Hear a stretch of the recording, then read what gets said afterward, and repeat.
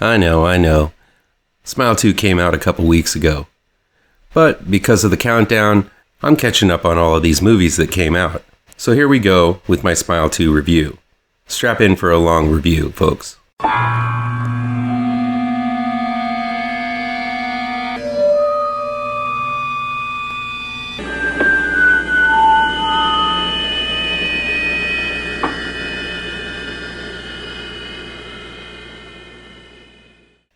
Smile 2 is still playing in theaters from Paramount Pictures. It's also probably going to be on demand very soon. It's written and directed by Parker Finn.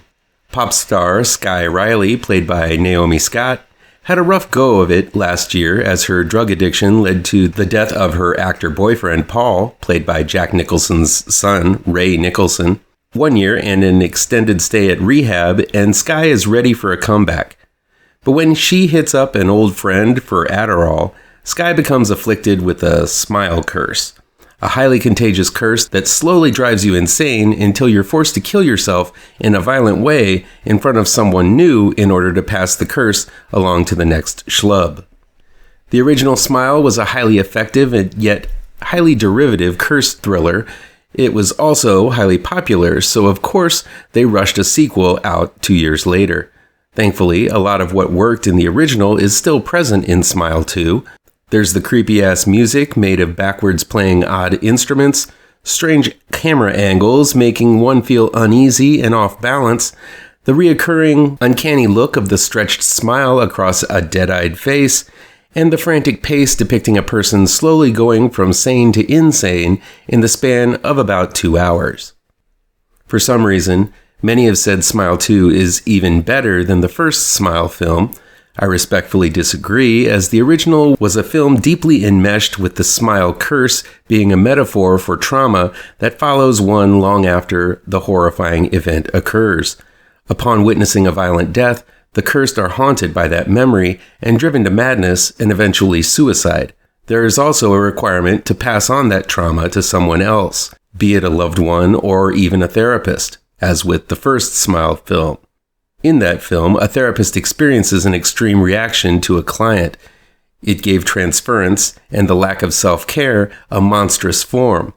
It is something that occurs often in the profession, and the deft metaphor explored in the first film really makes how devastating those concepts really are. Now, I'm not saying Smile 2 is bad, but instead of dealing with someone in the helping profession, it opens the film up to a broader audience by inflicting a pop star with the smile curse. It's fine that they do this, but the metaphor is lesser and feels much more like a cash grab than another profession that might experience extreme trauma like a cop or a fireman or an ER nurse. I feel like I can see the producers meeting now with a bunch of suits asking, "What do kids like these days?" And someone speaks up, "Well, my niece loves Taylor Swift." And then the suit says, "Bully idea. We can lure in the tween market by appealing to the mainstream love of pop music. Make a movie about that. We can have dance numbers and songs for the soundtrack and behind-the-scenes shots of the lead drinking lots and lots of water, and maybe put Jack Nicholson's son in it for the hell of it." Everyone then nods in unison, and the meeting ends, and the filming of Smile 2 begins. At least, that's how I see the whole thing going down. Now, appealing to a wide audience is not a bad thing. I prefer a film to go a bit deeper than that, but the deeper you get into something, the more likelihood the film is not going to resonate with the masses. Smile 2 feels like the first film, but with more appeal to that younger audience. It's a dumbed-down version of the trauma metaphor, and I understand those in the helping profession are not the only ones who deal with trauma. Still, it just feels much shallower than the first film, as it appeals to a more surface-level obsession with pop culture.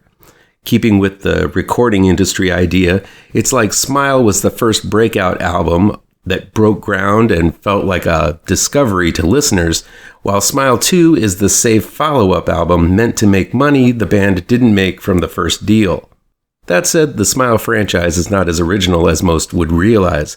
Cursed films can be traced all the way back to Universal classics like Wolfman and The Mummy, but it really began to pick up steam with the Cronenberg STD body horrors of the 70s and 80s like Shiver and Rabid, or the spreading contagion zombie movies of Romero like The Crazies, Dawn and Day of the Dead. Even the contagious nightmare dreams Craven worked with in A Nightmare on Elm Street are worth mentioning. But it was the J-horror films like Ju-on, The Grudge, and Ringu that seemed to focus on the rise in tech and brought the Curse films back into the limelight in the aughts.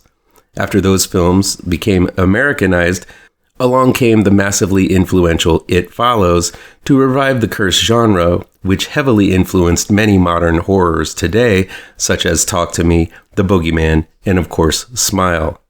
If you saw my Smile review from a few years ago, you've heard this theory, but for the sake of this review and new readers, I don't mind revisiting it. With the rise of cancel culture, where someone says or does something and it makes them a pariah, an outcast, a monster in that community, if you will, I feel the new rise in Curse films over the years isn't a coincidence.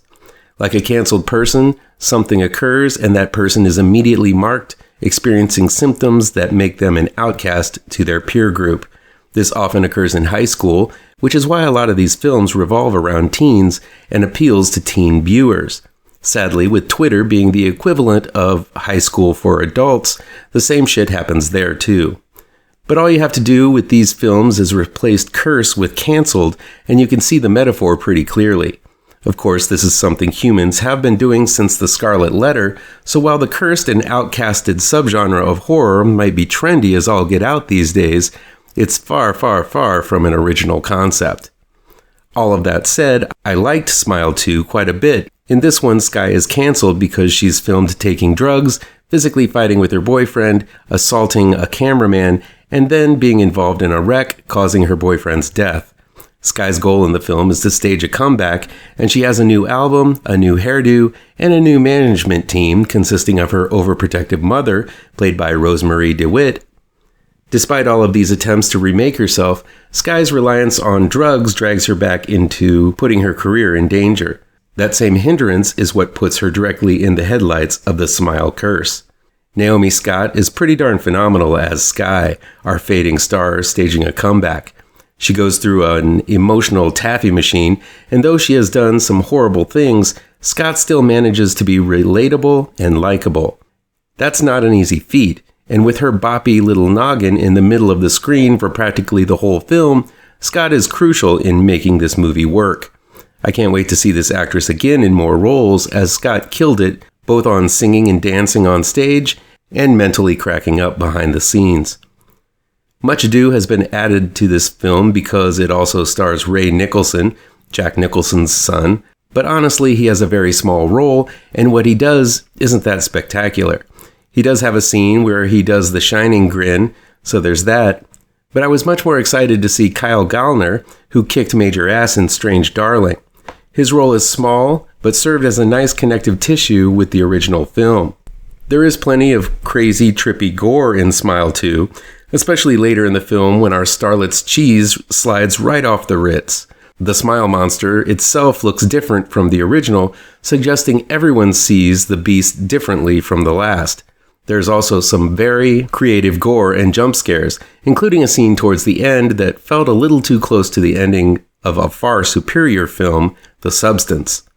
Though there's no way that this film would have known about the similarities, as it seems both were filming at the same time.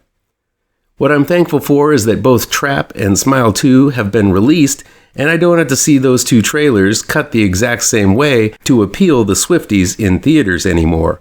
Past the grab for mass appeal, I hope Smile 3, and you know there will be another one, given the reception to this sequel, goes to a little deeper subject matter to plumb for trauma like the aforementioned police, fireman, or nurse angle. But who am I kidding? The only bigger and better arena to go to is politics. So I imagine that'll be the next area where smiling will be a curse. How about you guys? Have you seen Smile 2? What'd you think of it? Was it better than the first? Let me know down in the comments. Please do me a favor and punch that like button down below. Share this video with all of your social media addicted pals. Click subscribe to this channel and ring that bell for notifications.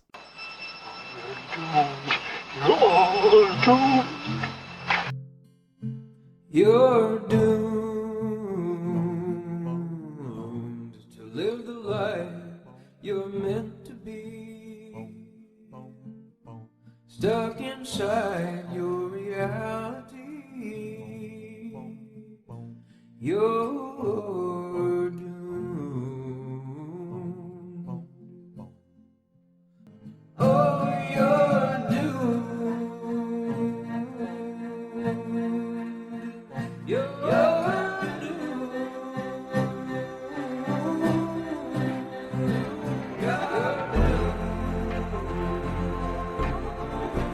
Live the life that you are meant to be. Live inside that